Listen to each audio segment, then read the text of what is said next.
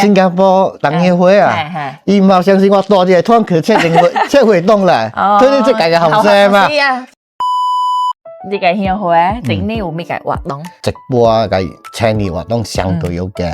舊年咱攞組織去親像甲跟住去訪問咱兄弟商會去交流，了解到香港人就參觀 ICAC 啊，參觀嘅立法會啊，然後你再咪參觀慈善寺啊，整年都是有組織咗活動啦。希望呢個活動都是帶動咗青年條活動，伊就有活力。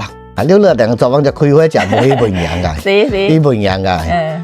自從14屆以後咧，咱有一個活動咧，這個活動係受到沙頭市嘅表揚，就是得填海初次來香港讀書，呢做學者，咱個考起來就開個座談會，咱有協會派咱個有做實驗師者，定嚟個解釋到香港嘅生活啊、求學啊，而且以後別人係找工課啊，等有咩需要都來找協會。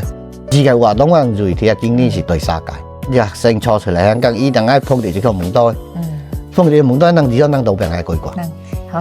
咱就是一個家庭，是啊，就是介得填海咱個家就多啲。多啲個，呢個活動咧是受到咱填海個沙頭嘅表演，而且咱沙頭地區就青當填海入邊做到呢個疫情期間，咱社團就未做，私人就冇未做，所以咱社團就變提供未做去啦。咱未做到咗來就是大力集體啦，集體嘅未做啦，社團就變發教就回往嘛。會長。今次開始感謝你，對我嘅熱情期待，了下隻再有機會來泰國，好，來泰國來出來玩，了解有機會再來香港就來出來了。好。